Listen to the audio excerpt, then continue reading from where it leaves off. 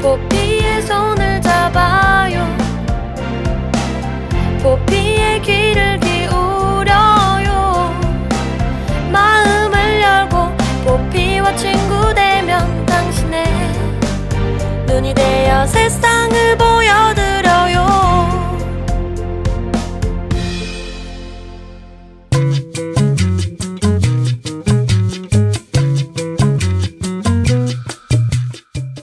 시간은 언제 제일 빠르게 갈까요? 네, 그런 말 있잖아요. 20대는 시속 20km, 30대는 시속 30km, 40대는 시속 40km 뭐 이렇게 간다는 얘기요. 나이 들면서 시간 가는 걸 더 실감하게 되죠. 네, 그렇네요. 학생 때는 놀 때 시간이 빨리 갔던 것 같고요. 또 일요일 오후에도 점점 빨리 가다가 일요일 저녁 이후에는 급속도로 빨라집니다. 휴가의 마지막 날에는 화살처럼 빨리 날아가고요. 그리고 특히 요즘같이 연말을 앞두고 있을 때에도 시간이 빨리 가죠. 그렇습니다. 어떤 것이든 마감을 앞두고 있을 때는 시간이 평소보다 훨씬 빨리 가니까요.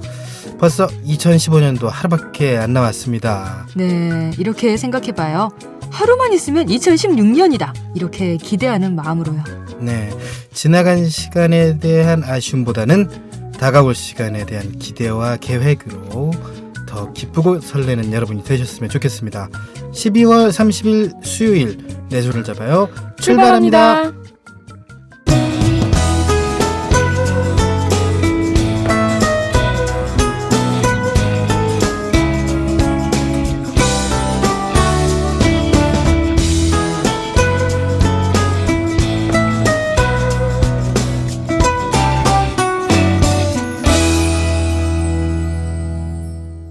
안녕하세요. 내 손을 잡아요. 진행의 권순철입니다. 안녕하세요. 홍옥입니다. 네, 24시간 이상 남은 네.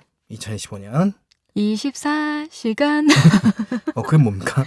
이거 노래 있잖아요. 선미가 부른 24시간이 이게 모자라. 옛날 노래 잘 모르겠어요. 옛날 노래 아닌데. 옛날 노래잖아요. 네. 한 2년 지났으니까.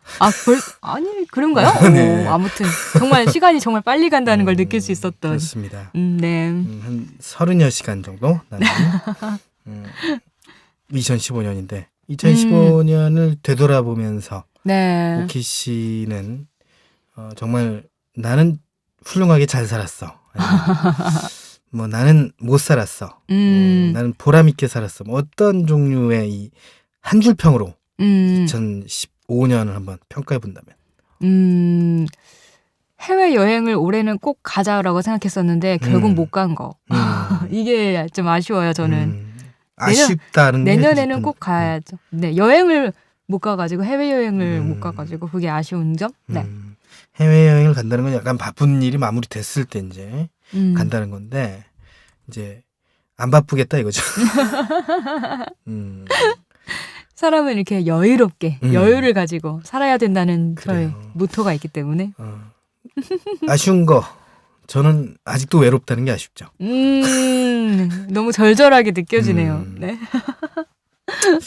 그래요. 아쉬운 것도 많고 또 그만큼 아쉬운 것보다 행복한 것도 더 많았던 2015년이 아니었나 저는 그런 생각이 드는데 옥시 씨는 어떤 것 같습니까? 네, 그렇죠. 보람이 있었던 적도 많고, 네, 방송도 재미있게 했고, 좋은 사람들도 만나고, 네.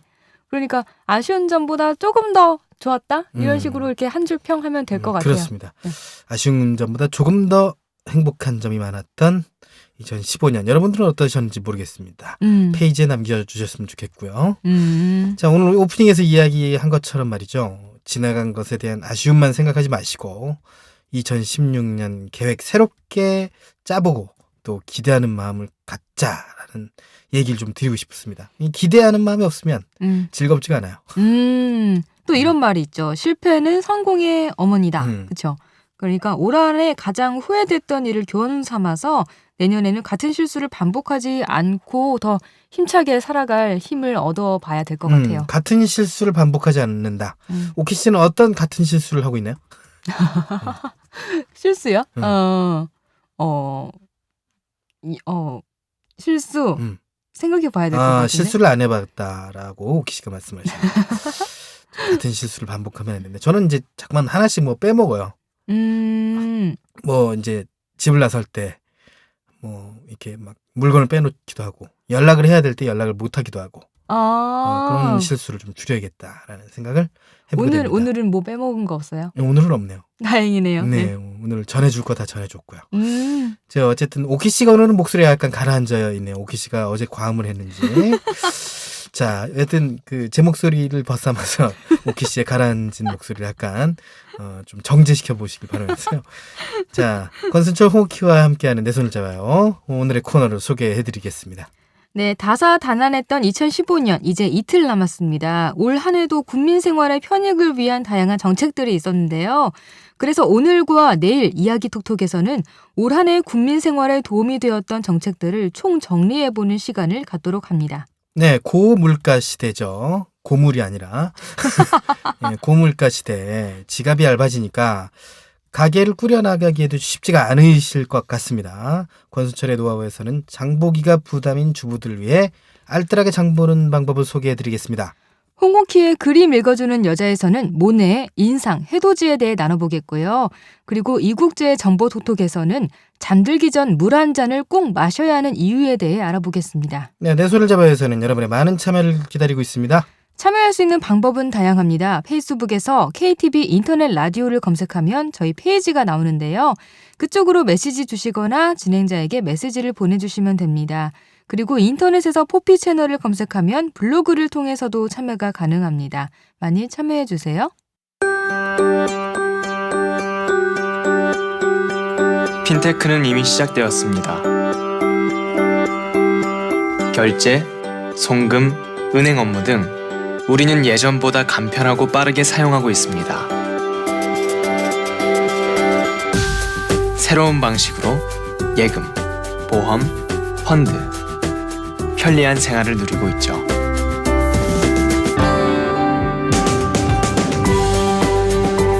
핀테크, 이제 생활입니다. 금융개혁은 이미 시작되었습니다.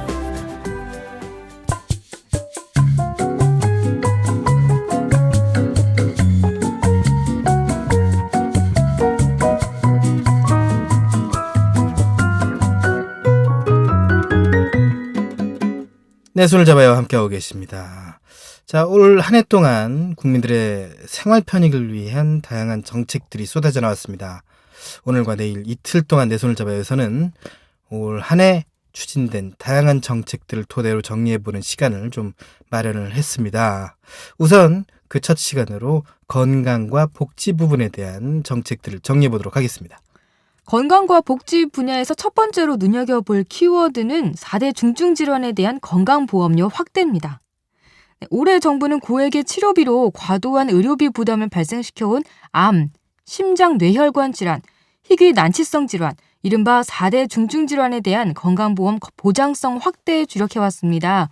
4대 중증질환 치료의 필수적인 의료 서비스의 건강보험 적용을 국정과제로 정하고 2013년 6월부터 2016년까지 4대 중증질환의 진단과 치료에 필요한 모든 의료에 대해 건강보험을 적용하는 4대 중증질환 보장 강화 계획을 수립해서 단계적으로 추진해왔습니다. 네, 계속해서 화두가 되고 있는 생애주기별 맞춤형 복지 이것도 있습니다. 네, 영유아, 아동 청소년기, 청년기, 중장년기, 노년기 등 생애 주기에 따라서 탄생의 순간부터 평생 동안 출산과 양육, 질병, 노후생활 안정 등에 필요한 각종 서비스를 제공하는 평생 사회 안전망이다라고 정의할 수가 있겠는데요.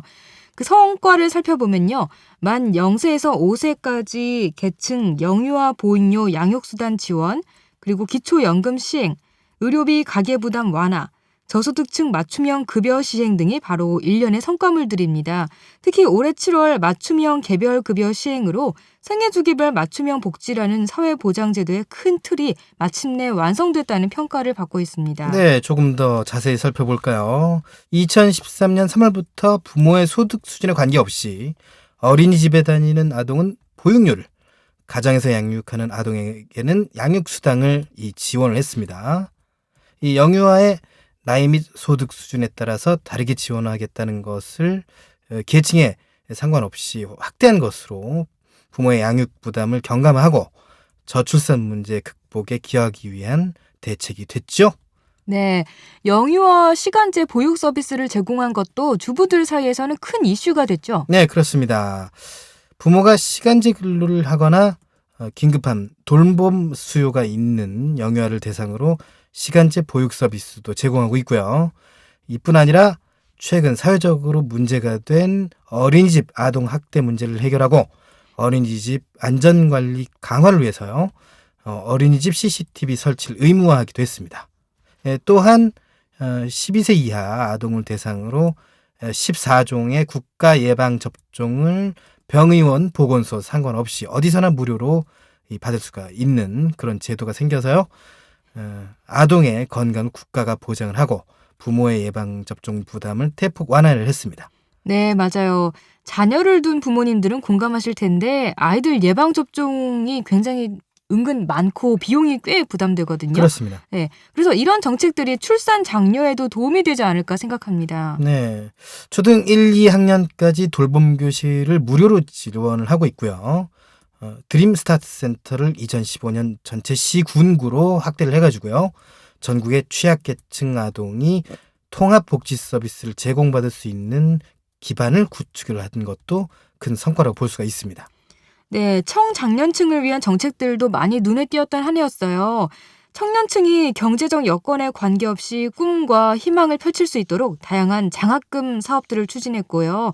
캠퍼스 내외에 공공기금을 지원해서 저렴하고 쾌적한 행복 기숙사 건립을 추진하기도 했고요. 대학생, 사회초년생, 신혼부부 등 젊은 층의 주거 안정을 위해서 공공임대주택을 공급하기 시작했는데요. 이 공공임대주택은 2017년까지 14만 호를 공급해 나갈 계획이라고 합니다. 네, 한편 일과 육아를 병행하는 젊은 부부들의 경제적 부담을 완화하고요. 일, 가정, 양립을 위해서 난임 부부 시수를 확대를 했고요. 임신, 출산 지원, 보육, 양육비 지원, 육아휴직 가능, 자녀 연령을 만 6세 이하, 8세 이하로 만 6세 이하에서 8세 이하로 확대를 한 거예요. 시간 선택제 일자리를 확대를 해가지고요. 일, 가정, 양립이 가능할 수 있도록 하는 정책을 추진하기도 했습니다. 네, 기초연금 정책 또한 빼놓을 수가 없죠. 어르신들의 노후 생활을 안정적으로 지원하고자 만 65세 이상, 소득 하위 70%에 해당하는 어르신에게 매월 최대 20만 2,600원을 지급하는 기초연금이 지난해인 2014년 7월 도입돼서 올해 1주년을 맞았는데요.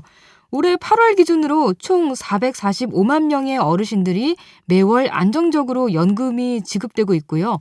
이로 인해 노인 가구의 소득이 증가하고 소득 분배가 개선되는 효과가 나타나고 있습니다. 국민연금연구원이 기초연금의 사회적 효과에 대해 조사한 바에 따르면요. 생활에 도움된다는 답변이 92.5%, 잘 도입했다는 답변이 91.9%로 나타나는 등 기초연금 수급자는 대체로 만족하고 있는 것으로 나타났어요. 네. 네, 또한 어르신들께 은퇴 후에도 다양한 사회활동에 참여하면서 소득을 얻을 수 있는 기회를 제공하기 위해서 노인 일자리를 지속적으로 확대했고요. 또 사업 유형도 다양화해서 참여 대상자를 전 노인으로 확대했습니다. 네, 활력 있는 노후 생활의 전제 조건이라고 할 수 있는 어르신들의 건강을 위해서 틀니, 임플란트 건강보험제 적용, 요것도 확대했습니다. 적용 연령은 2014년 75세에서 2015년 7월에는 70세로 내년엔 65세 이상으로 확대된다고 합니다. 틀니나 치과, 임플란트 급여 적용에 관한 자세한 문의는 보건복지 콜센터 129, 이거 되게 유명하죠? 129로 문의를 하시면 되고, 또한 국민건강보험공단 콜센터 1577에 1000 1577 1000번으로 문의를 해주시면 더 많은 정보를 얻을 수가 있습니다. 네, 그리고 또 제가 하나 키워드를 꼽고 싶은 게 3대 비급여 제도가 개선된 거예요. 네, 3대 비급여 제도는 그동안 건강보험이 적용되지 않은 진료 항목들로 선택진료비, 상급병실료, 간병비를 말하는데요. 정부는 국민의 의료비 부담을 경감하고 질적으로 보다 높은 보건의료체계로의 개선을 위해서 3대 비급여 항목을 단계적으로 축소하고 건강보험 적용을 확대해 나가고 있습니다. 선택진료비의 경우에는 2014년 8월 평균 35%가 인하돼서 환자 부담이 줄어들었고요. 2016년까지 선택진료 의사 수가 30%로 줄어들게 됐습니다. 또 2017년에는 전문의사 가산제도로 전환돼서요. 건강보험이 적용됩니다. 네, 상급 병실 이용에 따른 부담도 줄어들었잖아요. 2014년 9월부터 4, 5인 병실에 건강보험이 적용돼서요. 4, 5인실 입원료가 기존의 35% 정도로 낮아졌습니다. 2015년에는 상급 종합병원의 일반 병실이 50%에서 70%까지 확대됐고요. 또 간병 부담 해소를 위한 포괄 간호 서비스를 개발해서 1년간 약 7만 8천 명 환자의 간병비 부담을 경감했습니다. 네, 경제생활에 보탬이 된 정책들도 살펴보도록 하겠습니다. 일단 은행권 계좌 이동 서비스 저희가 이거 알려드렸죠. 네, 그렇죠. 최근에 네. 있었는데 이것도 있죠. 네, 다시 한번 알려드리자면 체감형 핀테크 서비스인 계좌 이동 서비스 페이인포가 2015년 10월 말 오픈했는데요. 계좌 이동 서비스는 소비자의 편의에 맞춘 금융 서비스로 자동이체 출금 계좌를 다른 은행의 계좌로 변경하고자 할 때 기존 계좌에 연결되어 있던 여러 건의 자동이체 항목을 새로운 계좌로 간편하게 옮겨주는 서비스입니다. 기존에는 계좌를 변경할 때는 자동이체를 일일이 해지하고 새롭게 신청을 해야 했는데요. 네. 이제 그런 번거로운 과정 없이 페이인포를 통해서 일괄 조회하고 정보를 해지 또는 변경할 수 있게 됐죠. 네, 가게 생활에 실질적인 도움이 된 정책들 중에서는 이동통신 3사의 가입비 전면 폐지도 이 눈여겨볼 만합니다. 이 가입비가 은근 되게 아깝거든요. 스마트폰 보급이 활성화되면서 가계 통신비가 가파르게 증가를 했잖아요. 네. 미래창조과학부는 2013년부터 이동전화 가입비 폐지를 단계적으로 추진을 해야 하는데요. 이 통사들은 2013년 40%, 작년에 50%씩 가입비를 인하했고요. 2015년 올해 가입비를 전면 폐지했습니다. 가입비의 단계적 폐지로 얻은 요금 경감 효과는 2013년부터 지금까지 신규 번호 이동 가입자 수를 감안할 때 총 5천억에 이른다고 합니다. 네, 이번 키워드는 부동산입니다. 젊은 층의 주거 안정을 위한 행복주택에 관한 건데요. 사실 국민들 입장에서 가장 체감하기 쉬운 정책들이 바로 이런 게 아닌가 싶어요. 그렇죠. 젊은 층의 주거 안정을 위한 행복주택도 그중에 하나라고 보는데요. 행복주택은 대학생, 신혼부부, 사회초년생 등 2030 세대를 위해 직장과 학교가 가까운 곳이나 대중교통 이용이 편리한 곳에 공급되는 임대료가 저렴한 공공임대주택인데요. 주변 시세의 60에서 80%의 가격으로 그동안 주거복지 혜택에서 소외된 젊은 층을 위한 복지라는 점에서 의미가 큽니다. 네, 젊은 층의 임대수가 풍부하고요. 대중교통이 편리한 곳을 선별해서 짓고 입주자의 특성을 고려한 규모와 구조로 설계된 것이 특징이에요. 네. 국토교통부에 따르면 2017년까지 총 14만 호의 행복주택이 추가로 공급될 계획이라고 합니다. 네, 중산층의 주거 불안을 해소하는 주거 혁신 정책이죠. 뉴스테이 정책도 손꼽을 만한 키워드가 아닐까 싶습니다. 기업형 임대주택에 거주하는 임차인은 최소 8년 동안 장기간 거주할 수 있게 됐는데요. 전세는 줄고 월세는 늘고 과도한 임대료나 퇴거 불안, 목돈 마련이 걱정거리였던 분들에게는 도움이 될 만한 정책이 아닐까 싶습니다. 네. 낮은 금리로 월세, 전세 대출을 이용할 수 있는 방법도 알아두면 유용한 정책일 것 같은데요. 네. 서민이나 신혼부부들을 위한 주택도시기금의 버팀목 전세자금 대출이나 저소득 계층의 주거 안정을 위해 월세 자금을 대출 정책에 대해서도 알아두시면 좋을 것 같습니다. 네, 정책들이 발표되고 뉴스에 나올 땐 잘 몰랐는데 한 해를 돌아보면서 정리해보니까 정말 다양한 정책들이 있었다. 네. 이런 생각이 좀 드는데요. 정말 많네요. 이런 정책들을 좀 몰라서 그 혜택을 받지 못한 분들도 분명 계실 텐데 오늘 방송 들으시면서 챙길 수 있는 혜택들 꼭 꼼꼼하게 챙겨두셨으면 좋겠다라는 바람을 또 가져봅니다. 네, 내일 이야기 톡톡 또 들어보시고 또 챙겨셔야 돼요. 네. 꼼꼼하게. 내일은 취업과 관련된 2015 정책들과 소상공인에게 힘이 된 다양한 정책들을 정리해보는 시간을 갖겠습니다. 17년 만에 노사정 대타협이 이루어졌습니다. 하지만 일자리를 찾는 많은 사람들이 대타협의 실천을 애타게 기다리고 있습니다. 그들의 일자리가 빈자리가 되지 않도록 반복되는 쪼개기 계약은 사라져야 합니다. 일하고 싶으면 2년 더 일자리가 보장되어야 합니다. 재취업의 기회가 확대되어야 합니다. 대한민국 모두가 원하는 일자리를 찾을 수 있도록 노동개혁 입법을 응원합니다.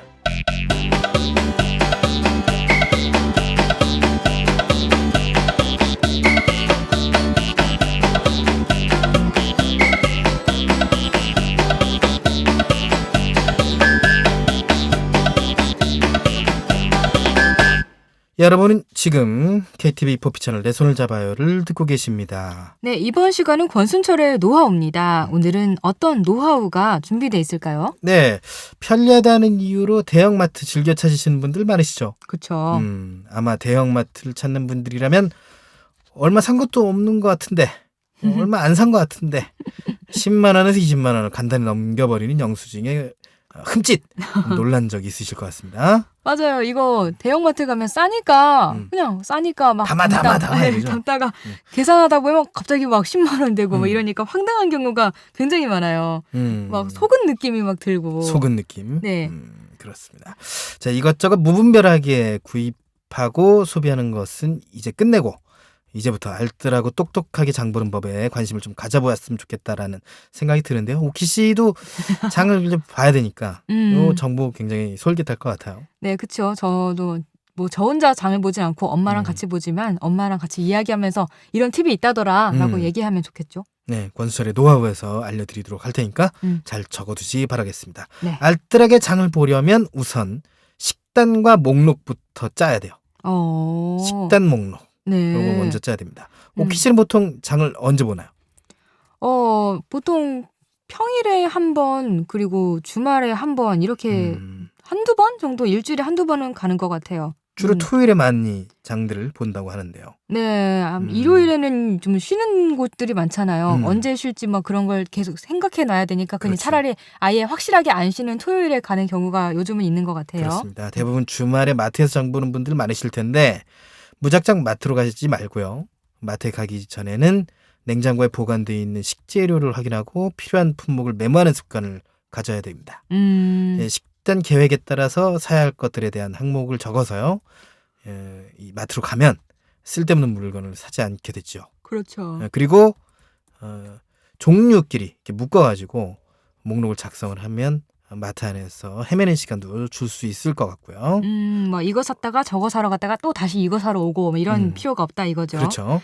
그 마트에 가면 근데 일단 좀 충동 구매를 많이 하게 돼요. 네. 뭐 이렇게 돌아다니다 보면 저거 맛있어 보인다. 저거 싸다. 저거 뭐 행사를 한대. 이런 식으로 해서 충동 구매를 많이 하게 되거든요. 이런 거 막을 수 있는 방법도 있나요? 네, 있습니다. 일단 마트에 가기 전에 냉장고 안 식품 리스트를 살펴보고요. 아까 말씀드렸죠?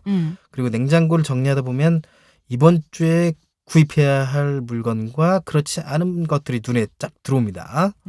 이런 방법은 불필요한 식품을 사는 것을 막는 가장 기본적인 방법인데요. 그 다음이 바로 쇼핑 목록을 작성하는 겁니다. 쇼핑 목록을 작성하는 것이 알뜰 쇼핑의 두 번째 단계입니다. 메모는 사야 할 식재료를 빼놓지 않기 위해서도 중요하지만 충동 구매 방지 차원에서도 필요하죠. 아무리 저렴한 상품이라도 불필요하면 구입하지 않게 되거든요. 네. 그리고 저는 이게 정말 궁금했어요. 1+1 행사 있잖아요. 네. 이게 종종 TV에서 보면 사실 그렇게 막 큰 혜택이 돌아가는 게 아니다 이런 말이 있던데 1+1 이거 어떤가요? 도움이 될 수도 있습니다. 굉장히 도움이 될 수 있는데 1+1 같은 알뜰 서비스를 이용하는 것도 도움이 상당히 돼요.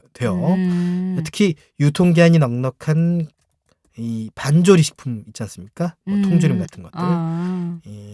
이런 것들은 1+1 행사를 할 때 구입해 두는 게 굉장히 좋습니다. 네, 유통기한이 넉넉한 거는 좋을 것 같네요. 또 다른 방법은 포인트 카드와 전단을 활용하는 거예요. 미끼 상품으로 저렴한 가격에 한정 판매를 하는 제품들은 때마다 다른데요. 그렇기 때문에 이런 상품들을 잘 구입해도 본전은 뽑습니다. 네, 저희 엄마도 항상 이렇게 할인 광고 전단을 꼭 살펴보시더라고요. 여기는 이게 싸네, 막 이런 식으로 해서 한번 사러 가야겠다 이런 식으로 말씀하시더라고요. 그리고 이제 할인 광고 전단을 이용해서 식단을 짜는 것도 좋아요. 이 식단을 짜고 식료품 구입 리스트를 짜서 가는 것도 굉장히 알뜰 쇼핑의 기본이 되지 않을까 하는 생각도 드네요. 또한 포인트 카드는 반드시 챙기는 것이 잊지 말아야 할 덕목입니다. 맞아요. 포인트. 이 실적을 쌓으면 현금처럼 사용하거나 상품으로 교환할 수 있으니까요. 참고를 하시기 바라겠습니다. 맞아요. 포인트로 결제할 때 진짜 뿌듯하거든요. 기분 좋고. 네. 그렇습니다. 이웃들과 함께 장을 보러 가는 것도 좋은 방법이에요. 대형마트를 가면 대량으로 포장된 것들이 많거든요. 아, 맞아요. 그럴 땐 적은 양만 구입할 수도 없고 적은 양을 구입하면 오히려 가격이 더 비싸집니다. 그렇기 때문에 이웃과 함께 장을 보면서 서로 나누는 것도 알뜰한 지혜가 될 수 있습니다. 저도 근데 하나 방법 좀 소개해드리려고 네. 해요. 뭐냐면 저녁 늦게 장을 보라는 거예요. 채소나 어패류는 아침에 구입하는 게 좋긴 한데 다른 상품들은 저녁에 구입하면은 가격이 좀 저렴해지거든요. 왜냐하면 밤에 이렇게 떨이 세일을 많이 하잖아요. 예, 그러니까 신선도가 중요한 채소나 어패류는 아침에 구입해두고 바로 조리에 먹을 재료가 아니라면 마감 세일을 할 때 한번 장을 보시면 좀 가격 할인 혜택을 볼 수가 있다. 좀 말씀드리고 싶어요. 네, 이 빵 같은 것들은 또 이제 많이 덜이 상품으로, 그렇죠. 떨이 상품으로 뭐 나오지 않습니까? 치킨이라든지. 네, 그런 것들도 구입해 보시면 좋을 것 같고 사실 사실 제철 채소나 과일, 나물류를 구입할 때 이 전통시장만큼 좋은 게 없어요. 전통시장을 이용할 때 노하우는 점포 위치를 외워두는 것이거든요. 이게 시장이 길이 너무 복잡하기 때문에 그렇죠. 찾기 어려울 수 있고 내 단골집인데도 길을 못 찾을 때가 있기 때문에 위치를 외워두는 게 좋습니다. 그럼 브로셔 같은 거 있으면 좋을 것 같네요. 그러면. 그러게요. 같은 물건이라도 자리에 따라서 차이가 나요. 아, 그렇군요. 차이가 납니다. 대체로 목이 좋은 것보다 다소 구석진 점포의 물건이 상대적으로 저렴한데요. 전통시장에서는 가격 흥정을 할 수 있는 여지가 많기 때문에 싼 값에 풍성한 양을 구입할 수가 있는 것은 물론 중간 단계 없이 바로 유통이 되기 때문에 싱싱한 식재료를 구입할 수가 있습니다. 네. 오늘 이렇게 순철 씨가 알려준 정보만 잘 활용해도 충동 구매는 일단은 막을 수 있겠어요? 그렇습니다. 이 충동 구매 막으시고 꼭 전통시장 마트 가실 때 목록을 써가시는 거 중요하니까 그것도 염두에 두시면 좋을 것 같습니다. 네, 오늘 좋은 정보 감사합니다. 고맙습니다. 내 손을 잡아요에서는 여러분의 많은 참여를 기다리고 있습니다. 알고 싶은 정보가 있다, 방송에 참여해보고 싶다, 함께 나누고 싶은 사연이 있다, 모두 좋습니다. 페이스북에서 KTV 인터넷 라디오를 검색하면 저희 페이지가 나오는데요. 그쪽으로 메시지 주시거나 진행자에게 메시지를 보내주세요. 그리고 인터넷에서 포피 채널을 검색하면 블로그를 통해서도 참여가 가능합니다. 방송을 들을 수 있는 방법도 알려드릴게요. KTV 홈페이지와 모바일 앱 팟빵으로 접속을 하면 실시간으로 들을 수 있습니다. 그리고 유튜브를 통해서도 만날 수 있으니까요. 혹시 실시간으로 진행되는 방송을 놓친 분들은 팟캐스트 서비스를 이용하면 다시 들으실 수 있습니다.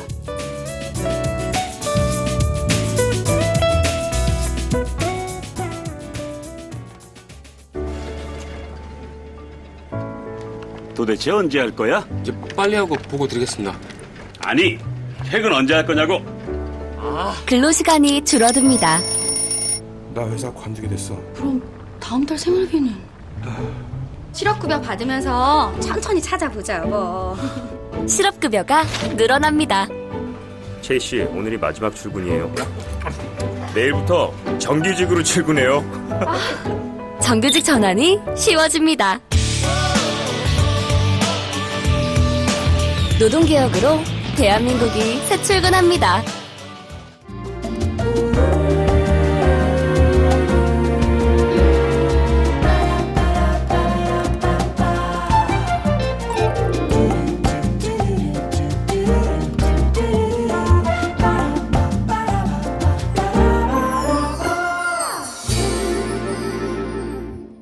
자, 내 손을 잡아요. 이번엔 그림 읽어주는 여자입니다. 오늘은 어떤 명화를 만나볼지 홍옥희 씨가 얘기를 해줄 거예요.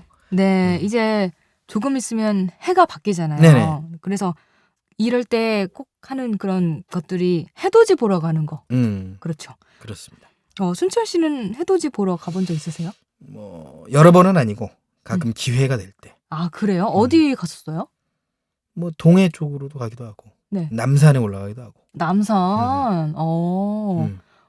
남산에서도 해돋이 보러 오는 남산에서 사람들이 동쪽을 많아요? 바라보면 이제 해가 은근 사람들이 많아요? 많습니다. 아, 그래요? 많더라고요. 서울 시내에도 일출 볼 수가 있는 산들이 있으니까 그쪽으로 가시면 좋을 것 같다는 생각도 드네요.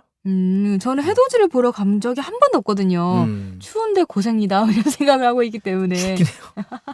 정말 그 작년에 제가 동해 쪽 속초 해변 쪽을 갔었는데 뭐 해는 제대로 뜨는 게 이제 안 보이니까 근데 이제 해가 제대로 뜨지 않았다고도 하고 엄청 추워가지고 바람 엄청 불고요. 아, 진짜요? 사람은 진짜 많죠, 근데 복잡하고. 그렇습니다. 그런 것도 있는데 이제 저희는 이제 따로 뭔가 단체에서 해변을 빌려가지고 우와. 조그만한 해변이어서 사람이 그렇게 많지도 않았고 좋았고요. 그리고 바람이 많이 부는 게 춥긴 한데 네. 한 해 네. 소원을 담아가지고 날리는 풍등이라고 있습니다. 아, 맞아요. 그것도 하죠. 네, 풍등은 잘 날아가더라고요. 풍등은 잘 날아가요. 그 소원이 이루어졌나요? 저는 안 날렸습니다. 실패해가지고. 아, 그렇구나. 맞아. 그 풍등 날리는 것도 꼭 하더라고요. 해돋이 행사에서. 해돋이 보러 가는 게 좀 고생이긴 한데 그냥 한 번 그냥 연례 행사로 가보는 것도 뭐 나쁘진 않은 것 같아요. 그러니까 가보세요. 네.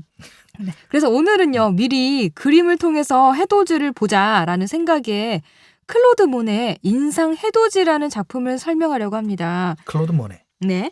제가 그동안 몇몇 작품들을 소개하면서 이 작품은 인상주의 화가가 그린 작품이다 이런 말 되게 많이 했었잖아요. 네. 네. 그래서 오늘은 대체 인상주의가 뭐고 대체 어디서 나온 말인지 좀 더 자세히 설명해 볼 수 있는 시간이 될 것 같아요. 모네를 통해서. 네. 왜냐하면 모네는 인상파의 개척자로 손꼽히거든요. 인상파라는 단어를 만들어내는데 일조한 사람이기도 해요. 모네와 초기에 인상주의 화풍을 같이 했던 화가들은요, 후에 점점 자신만의 그 독립적인 화풍을 꾀하면서 인상주의에서 좀 더 다른 갈래로 흩어져 나가지만 모네만은 처음부터 끝까지 인상주의, 순결 인상주의 학파였어요. 인상주의만을 고집한 화가였습니다. 인상주의만을 고집한 화가. 네. 자, 인상주의를 좀 고집한 그런 이유가 있었을 것 같습니다. 그 빛에 따른 그런 움직임을 굉장히 좀 되게 신비스럽게 생각했던 것 같아요. 네, 빛에 따른 그 세계 변화 이런 거에 대해 굉장히 매료가 됐던 것 같아요.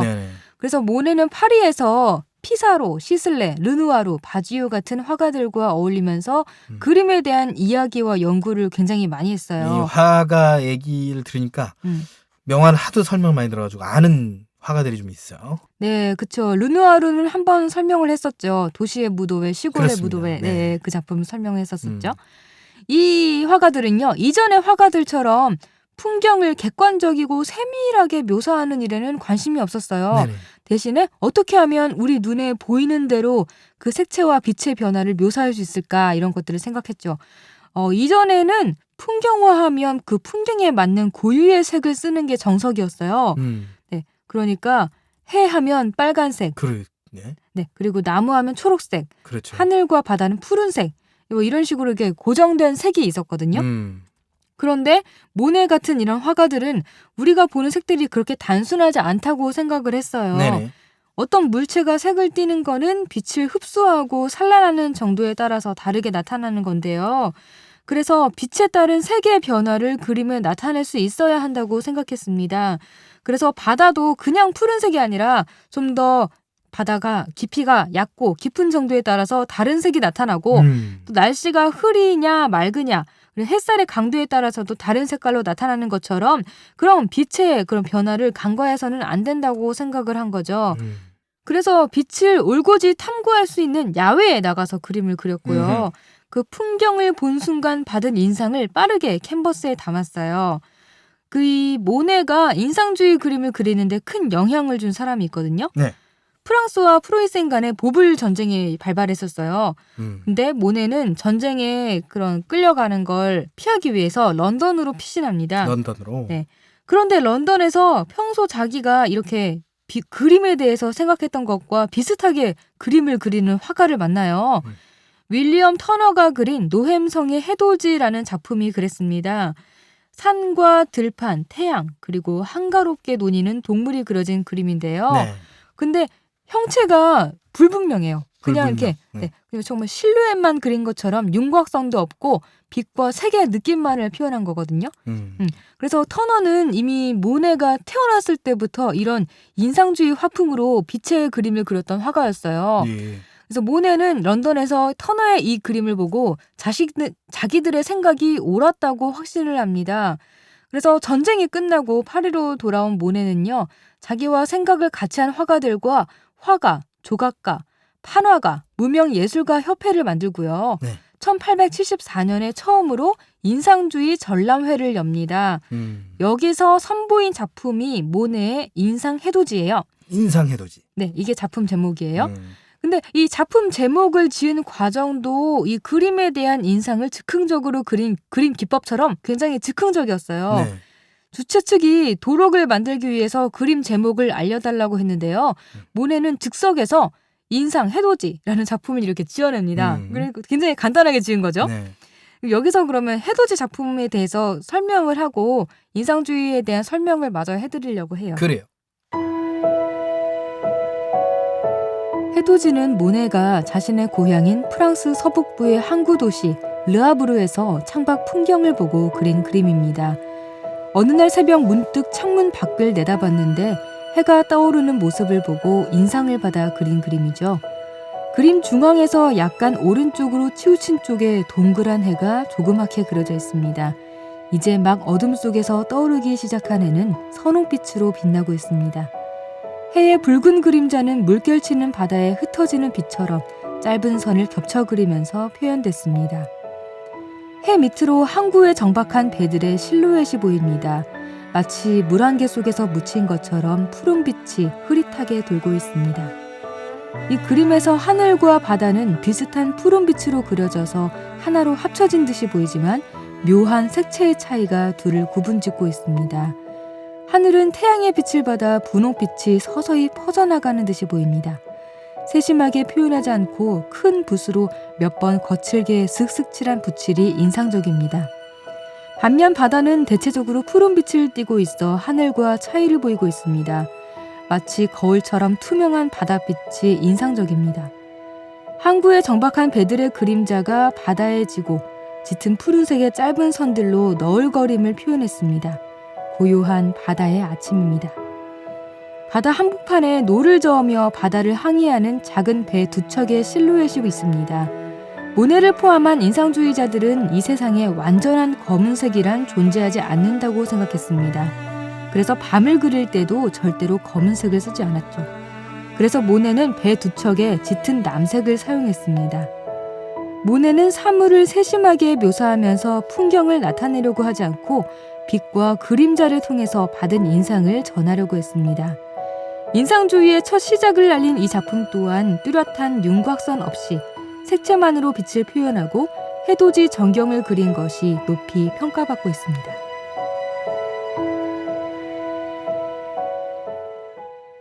네, 그렇군요. 자, 전람회를 통해서 인상주의 작품들이 파리에 처음 등장했을 때 대중과 평론가들의 반응은 어땠나? 이게 이전에 있었던 풍경화는 정말 완전 다른 굉장히 색다른 새로운 그림이었잖아요. 네. 그러니까 당연히 좀 되게 충격적이고 받아들이기 어려워했겠죠. 네. 이전에 보지 못했던 거니까. 네네. 풍경화라고 하면 누가 봐도 나무, 누가 봐도 하늘이라고 여기도록 그런 객관적인 묘사를 해야 한다고 생각했던 때였거든요. 그러니까 사진처럼 실제처럼 정교하면 정교할수록 높이 평가받는 그런 시대였어요. 그런데 인상파의 그림은 형체도 없는 실루엣뿐이고 이런 붓칠만 대충 해댄 그림이라면서 되게 유치하다고 생각했어요. 몇 번 붓으로 슥슥 칠해놓고는 이게 예술작품이다라며 전시회를 연다고 혹평을 했습니다. 특히 비평가 루이 르로이가 한 말들이 유명해요. 해돋이를 두고 이 그림이 걸린 벽의 벽지가 훨씬 더 완성도가 있어 보인다라고 악담을 퍼부었어요. 또 인상 해돋이라는 작품명을 두고는 날로 먹는 장인정 씨의 자유에 깊은 인상을 받았다라고 이렇게 인상이라는 글자를 따서 이렇게 비아냥거리듯이 말을 했거든요. 네. 정말 깊은 인상을 받았습니다. 이런 식으로. 음. 그런데 이 초기 인상파들은 오히려 이 비평에 꽂혔던 것 같아요. 깊은 인상을 받았다라는 말에 바로 그거야. 우리는 인상주의자다라고 인정을 해버린 거예요. 그러니까 남은 악담을 퍼붓는데 그거 좋은 생각인데 라고 하면서 인정해버리니까 발상의 전환을 해버렸군요. 예, 그러니까 상대방 입장에서는 얼마나 더 황당하고 약이 오르겠어요. 네네네. 이렇게 르로이는 본인 의도와는 전혀 다르게 인상주의라는 말을 만든 장본인이 됐습니다. 어쨌든 이렇게 사람들이 분노하고 이상하게 여긴 인상주의 그림들이 미술계에는 새로운 패러다임을 가져왔다 이런 생각도 드네요. 네, 처음에는 받아들이기 어려워했는데요. 이렇게 꾸준히 전람회를 열면서 인상주의 화가와 작품들이 늘어가니까 점차 사람들에게 인정을 받기 시작해요. 처음 전람회를 열었던 1884년부터 1886년까지 2년 동안 총 8회의 전람회를 열었습니다. 이 전람회에서 에드가 드가, 폴 세잔, 폴 고갱, 알프레드 시슬레, 카미오 피사로, 베르트 모리조, 조르주 쇠라, 폴 시냐 등의 작품들이 선보였습니다. 이 되게 익숙한 이름들이 되게 많이 나오죠. 그러게요. 네, 드가라든지 발레 수업을 썼던 그렇죠. 그렸던 드가라든지 아니면 카드놀이 하는 사람들이 그렸던 세잔, 네. 그리고 우리는 무엇인가, 우리는 어디로 가는가, 그 작품을 그렸던 고갱, 철학적인. 네네. 그리고 쇠라는 그랑자트 섬의 일요일 오후 그 전묘법 그림을 그렸던 네네. 화가였고 네. 이런 분들이 다 지금 인상주의였어요. 그 전람회를 통해서 이 자기들의 작품을 선보였었고요. 예. 근데 이 화가들이 처음에는 인상주의 작품을 선보였지만 나중에는 다 자기만의 독자적인 화풍을 꾀했던 것처럼, 특히 쇠라가 전묘법으로 빠진 것처럼 이렇게 다른 화가들은 자기만의 그 양식을 해가지고 인상주의를 기반으로 다른 화풍으로 나아갔는데요. 모네는 평생을 이런 인상주의 그림만을 그리면서 순간적인 빛의 미묘한 변화를 추구했습니다. 그래서 모네는 이런 말을 남겼어요. 풍경은 인상이다. 즉흥적인 인상이다. 네. 그렇죠. 네. 한마디로 그냥 정리를 해버렸네요. 네. 인상주의에 대해서. 모네는 좀 한 번 일을 시작하면 끝장을 보는 스타일이 네. 아닌가 해요. 네. 그런 생각도 들고 이제 우리가 그 생소한 것들을 받아들이기 좀 어렵다. 문화적 차이를 받아들이는 게 좀 힘들다. 네. 그런 것이 고대 때부터 나타났잖아요. 그쵸. 한 예를 소개를 해드리면 이제 대중가요 쪽을 많이 하니까 이 산울림의 이제 아니벌서라는 노래가 있습니다. 아니벌서. 그렇죠. 네, 해가 솟았나 뭐 이러고 네. 노래도 이제 바이브레이션 없이 그냥 불러요. 그쵸. 순수하게 동요처럼. 네. 밝은 달을 뭐 이렇게 하면서. 근데 이제 그 노래를 어르신들은 네. 이게 노래냐? 뭐 이게 노래 대충 가냐? 뭐 그렇게 생각을 했단 말이에요. 그냥 뭐 대충 불러놓고 이거 노래라고 한다. 아니 벌써 이게 뭐냐 대체? 가사도 너무 뭐 내용이 없고 그냥 뭐 해가 솟았나? 이게 뭐냐? 이런 거군요. 밝은 달을 기다리는 뭐 부푼 마음 뭐 거리에 찾네 단단단 뭐 이런데 그게 이제 노래냐 이렇게 어르신들은 그때 당시만 해도 이제 트로트 심취해 계셨고 뭐 나훈아, 남진 분들이 히트를 하고 고그 히트가 나와서 이제 폭송 이제 기타를 치면서 아름다운 멜로디 화음과 함께 또 번안곡 이런 게 뜰 시기였습니다. 근데 갑자기 락적인 장장자장자 하면서 아니 벌써 이러는데 이게 노래냐 그렇게 생각을 할 수밖에 없었는데 이 산울림이 엄청 뜬 거죠. 뭐. 그렇죠. 79, 80 뭐 이러면서 나 어떻게도 뭐 산울림 노래였다 이러고 뭐 청춘 뭐 독백 이런 노래들 뭐 이제 80년대 중반으로 갔을 때 어머니와 고등어 뭐 이런 것들 굉장히 떴어요. 이게 산울림도 꾸준히 이렇게 노래를 내면서 사람들이 점차 익숙해지니까 그죠. 인정을 해주는 거죠. 그렇게 된 거겠죠. 그리고 90년대 들어서 서태지와 아이들. 그쵸. 정말 난 알아. 혁신적인 가수였죠. 이 노래냐 이게. 우리 엄마가 그랬어요 진짜. 진짜. 우리 엄마가 10대 가수 가요제를 보면서 10대 가수상의 최고봉이라고 할 수 있는 최고의 인기 가수 가수 왕이라고 했던 주현미가 탈 줄 알았었던 근데 이제 주현미가 탈 줄 알았는데 갑자기 최고 인기 가수 서태지와 아이들 하는 순간 TV를 꺼버리셨어요. 정말 23년 전 얘기거든요 이게. 불과 23년 전. 23년 전의 얘기 되게 오래된 거지. 불가가 아니라 그런가요? 20여 년 전이니까 오래된 거죠. 산울림은 이제 40년이 넘어가고 40년 가까이 되고. 그러니까 이게 노래냐 이렇게 생각했었고, 그때 이제 신인 발굴 무대에서도 이 작곡가 하광훈 씨라는 분이 네. 굉장히 악평을 쏟아냈습니다. 아, 그렇구나. 네, 뭐 이백천 씨라던가 그런 음악 평론가들이. 평론가들이. 근데 완전 떠가지고 서태지 신드롬을 만들고 그렇죠, 지금도 그렇죠. 서태지를 따른 그렇죠. 팬들이 많잖아요. 지금 뭐 전설이 됐죠. 네. 평론가들도 극찬을 하고. 그렇습니다. 네. 그렇게 어떻게 그렇게 상반된 태도를 보일 수가 있죠? 그러니까요. 싸이의 음악을 굉장히 B급이다. 맞아요. 이렇게 생각했었는데 갑자기 강남스타일이 뜨면서 싸이의 모든 금지곡들이 풀리고. 네, 싸이가 하면 뭐든지 다 용서가 됐죠. 그러니까요. 사실 뭐 그게 좀 비판적이게 제가 받아들이는 것도 있습니다만은 어쨌든 그렇게 됐어요. 인상주의도 그런 같은 선상으로 볼 수 있지 않느냐. 네. 그런 생각도 든다. 오키 씨 어때요? 네, 그러네요. 진짜 그런 평론이라는 게 진짜 그런 뭔가 때에 따라 다르다. 영화 제목 이런 것도 있잖아요. 지금은 맞고 그때는 틀리다. 이런 영화 제목도 되게 유명한데 이런 경우가 되게 많은 것 같아요.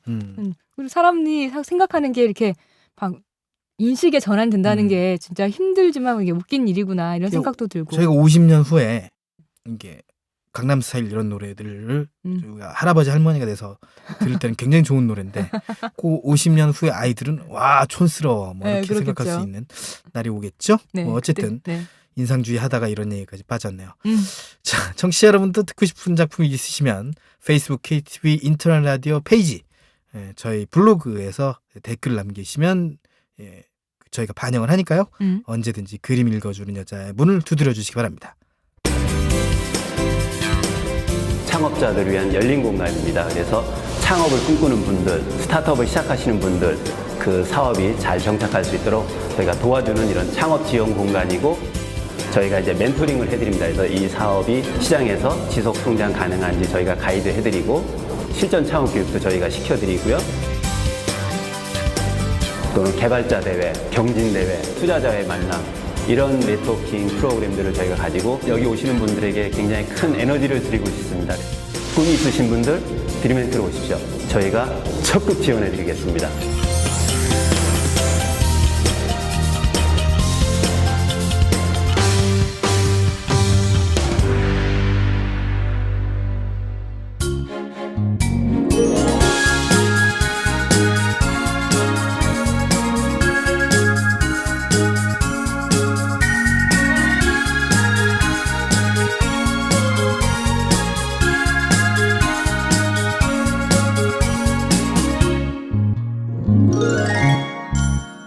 네, 이번 시간은 이국제 정보톡톡입니다.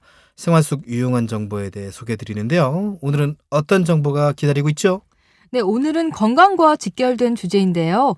잠들기 전에 물 한 잔을 꼭 마셔야 하는 이유에 대한 정보가 여러분을 기다리고 있습니다. 함께 알아볼까요?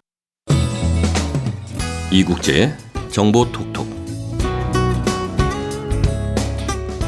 아침에 마시는 물이 건강에 좋은 만큼 잠들기 전에 마시는 물도 보약과 같습니다. 작은 질환 하나에도 큰 도움을 줄 수 있는 것이 바로 물인데요. 이런 물을 우리가 쉬는 동안 섭취하면 몸의 기능을 신속하고 원활하게 만들기 때문이죠. 잠들기 전 수분 섭취는 수면 중 갈증이 생기지 않게 하고 다음날 몸 상태를 개운하고 가볍게 유지할 수 있게 합니다.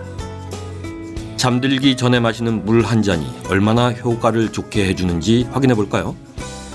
다만 위장장애를 가진 사람들은 잠들기 전에 물을 마시면 위산 분비를 촉진시켜서 통증을 유발하고 수면에 방해가 될 수도 있으니 조심하시고요. 자, 지금부터 잠들기 전에 물 한 잔을 꼭 마셔야 하는 이유 7가지를 알려드리겠습니다. 첫째, 눈의 건강을 회복시키는 데 도움이 됩니다. 오랜 시간 모니터나 스마트폰을 들여다보는 현대인들에게 눈의 피로는 일상적인 질환이라고 할 수 있습니다. 몸의 수분이 충분해야 눈을 보호할 수 있는 눈물 분비가 왕성해지는데 잠들기 전에 물 한 잔으로 눈의 수분을 충전할 수 있습니다. 취침 전 섭취한 물이 자는 동안 몸과 눈의 수분을 보충해 두는 거죠. 물 한 잔으로 작은 질환 하나도 예방할 수 있다는 것을 유념해 두세요. 둘째, 수면 장애를 예방해 줍니다. 잠자리에 들어서 20-30분 동안 잠들지 못하는 사람들에게는 잠들기 전 물 한 잔이 보약이 될 수 있습니다. 실제로 수면 장애 치료 방법에는 잠들기 전 따뜻한 물 한 잔, 취침 중간에 깨면 다시 따뜻한 물 한 잔 마시는 것을 권하거든요. 편안한 잠자리를 만들고 싶다면 잠들기 전에 물 한 잔씩을 꼭 마셔보도록 하세요. 셋째, 동안 피부를 유지시켜줍니다. 잠들기 전에 수분을 섭취하면 피부가 촉촉해지고 탄력 있게 됩니다. 물 한 잔으로 피부 노화를 늦추고 동안 피부를 만들어 보시기 바랍니다. 넷째, 피로를 해소시켜줍니다. 물은 우리 몸의 훌륭한 피로회복제입니다. 자는 동안 스트레스와 불안감, 우울함을 줄이는 데 도움이 되고 정상적인 수면 리듬을 되찾게 하거든요. 자는 동안 물이 각 세포에 산소를 운반하는 것을 도와서 우리 몸에 활력을 불어넣어 주는 겁니다. 물 한 잔으로 기진맥진한 몸의 피로를 싹 날려보세요. 다섯째, 심근경색과 뇌경색을 예방하는 데 도움이 됩니다. 잠들기 전 수분 섭취는 심근경색과 뇌경색을 예방하기로 유명한데요. 새벽이나 아침에 심근경색 또는 뇌경색이 잘 발생하는 이유도 자는 동안 많은 양의 수분이 손실돼서 혈액이 끈적거리고 탁해졌기 때문입니다. 이를 예방하려면 잠자기 전에 물 한 잔을 섭취하는 것이 크게 도움이 됩니다. 여섯째, 취침 중에 다리경련이 일어나는 것을 방지해줍니다. 잠들기 전 수분 섭취는 취침 중에 발생하는 다리경련을 예방할 수 있습니다.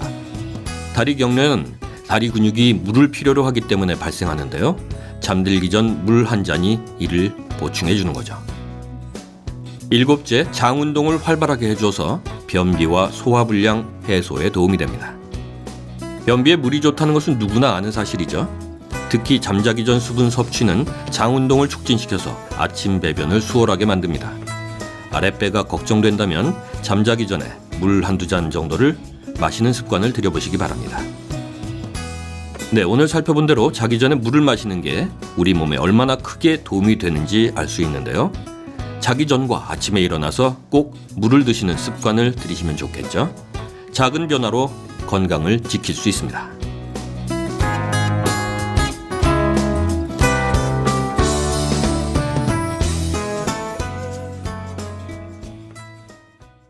네, 아침에 마시는 물이 건강에 좋다는 건 알고 있었는데 잠들기 전에 마시는 물도 보약과 같다는 것 꼭 기억하셔야겠습니다. 물이 이제 노폐물이 빠져나가는 데 굉장히 도움을 많이 줘요. 그렇죠. 예, 그러니까 물은 영양소가 아니거든요. 영양에 전혀 도움이 안 되는. 그러나 사람의 몸은 60% 이상이 수분이기 때문에 네. 그 수분을 보충하지 않으면 빨리 죽게 되는 거예요. 그러니까 네. 생명의 근원은 수분이다라고 할 수밖에 없는. 물은 생명이다 뭐 이런 얘기 하지 않습니까? 네, 근데 물을 많이 마시면 좋다 이런 말 되게 많이 들었잖아요. 네. 근데 너무 과하게 많이 마시면 오히려 또 안 좋습니다. 그거는 유의하셔야 돼요.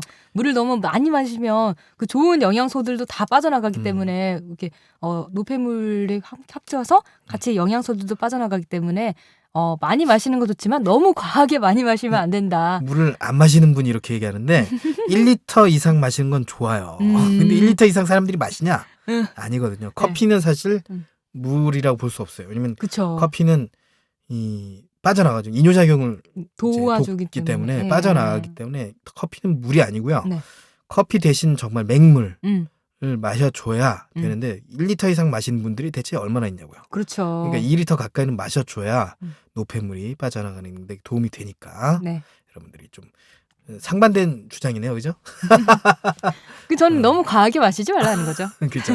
1리터 이상은 마셔줘야 된다는 겁니다. 근데 네. 1리터 이상 마시는 건 어렵다. 이런 말씀을 드리면서 네, 마칠 시간이 됐습니다. 12월 30일 내 손을 잡아요. 저희가 준비한 소식 여기까지입니다. 네, 저희는 내일 오후 1시에 찾아오겠습니다. 함께해 주신 여러분 고맙고요. 진행의 권순철 홍옥희였습니다.